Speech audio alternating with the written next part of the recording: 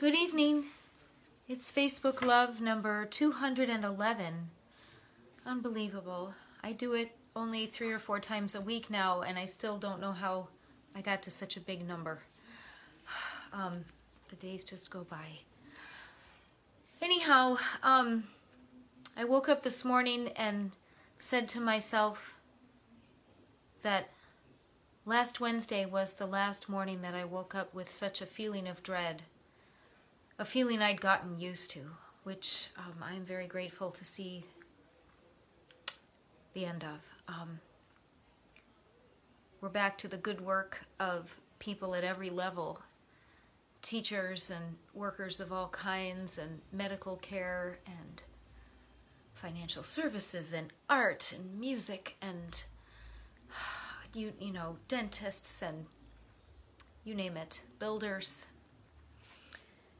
And I'm so happy to be getting back to thinking about the things that I'm the most passionate about,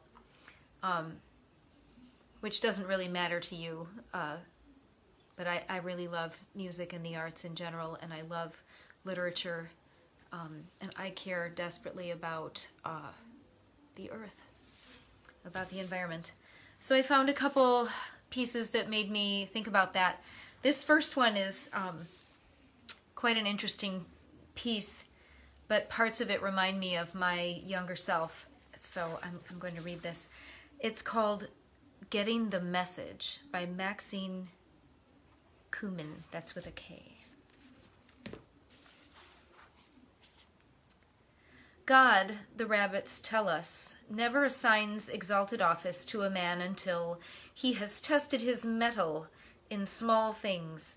So it is written in the Midrash that when a lamb escaped the flock, Moses overtook it at a brook, drinking its fill, and said, I would have taken thee in my arms, and carried thee thither, had I known thy thirst.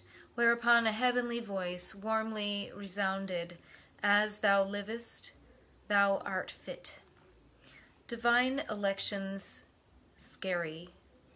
The burning bush might have been brightened by St. Elmo's fire, according to the Interpreter's 1-volume commentary. The slopes of Exodus, scrub growth close cropped by tough horned herds of Jacob's sheep, now prized as an heirloom breed.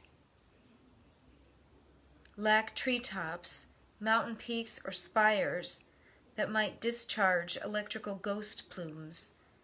St. Elmo's seems less science than the desire of modern exegetes to damp the flame. I like my Bible tales, like Scotch, straight up, incontrovertible as Dante's trip through 7 circles, Milton's map of paradise, or Homer's wine-dark epic. On such a stage there falls a scrim between text and critique, where bursts of light may crack and dance as if on masts of sailing ships, and heavenly voices leap from alp to plain. In Sunday school I shivered at God's command, Take off thy shoes, thou standst on holy ground, and lay awake in the hot clutch of faith, yearning yet fearful that the Lord might speak to me in my bed or naked in my bath.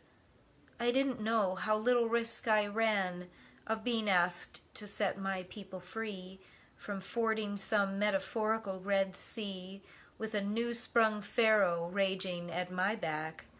I didn't know the patriarchy that spared me fame had named me chattel, handmaiden. God's angels looked me over, but flew by.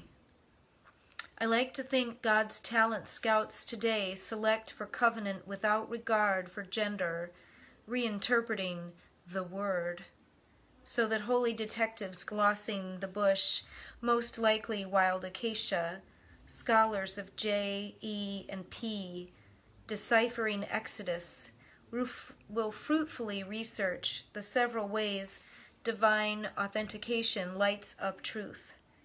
Fragments of it, cryptic, fugitive, still spark the synapses, that let us live. Getting the message.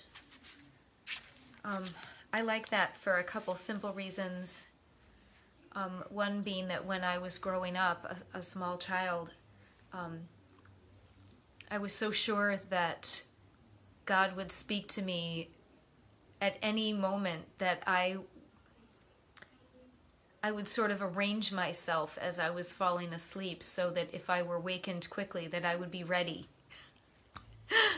to spring up and be prepared to answer whatever was asked of me. I've rarely said that ever out loud. The use of thee and thy in this poem made me think of that, because I learned later in life that what sounded formal to me as a child is really the most endearing way to speak English to somebody, to use those these, thine, thou. It's extremely intimate. And also, I think a lot about the movement toward Christofascism, which has been growing and growing in our country. It's not a regular feature of Christianity and or any single God faith to believe that you have the whole truth, all the truth, and that you must make the government do exactly what your interpretation of God requires. And it's pretty fearsome, and motivated some terrible acts just in the last few weeks, but it's been motivating a lot of terrible acts, including locking children up in cages to keep people out of our country and banning Muslims, etc. So all of that came to mind. That was a lot. You probably didn't want to know. But now that I'm not having existential fear every day, I'm back to my normal self. I found another piece that reminds me of how I feel about the earth. This one is called Maple Leaf by Shu Ting. This was translated from Chinese by Carolyn Kaiser. Maple Leaf. I will say before I read, this poem makes me think about how precious and beautiful the simplest and most ordinary things in this world are. Here is a heart-shaped leaf picked up by a gentle hand on a very special hillside, at the edge of a special wood. It may not mean very much, this leaf, with its trace of frost, but still, the leaf reminds me of a twilit avenue, a mind crowded with thoughts, released on a gentle breath that scattered from my shoulders the rays of the setting sun. Again, on a special evening, that touch alights on me, having grown heavy with meaning. This time, I can't deny it, deny that intimacy. Now, when the wind rises, I am prompted to turn my head and listen to you, leaf, as you quiver on your twig. Maple Leaf by Shu Ting.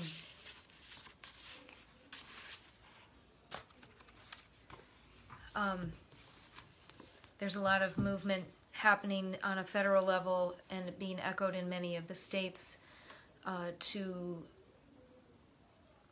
preserve and protect water, air, soil, wildland, creatures. The connection for me between my love of the earth and my love of our Creator is that we are not the primary creatures of this earth. I don't agree with that sort of primacy of humanity, which drives a lot of the more publicly understood actions by some Christians. And I think an easier way to look at it is that we are stewards of the earth, and we should treat it like it's precious and finite, with great respect and reverence and love, as a parent loves a child. So, these are the deep thoughts I'm having today. This is Facebook Love, and I'll see you again. Bye.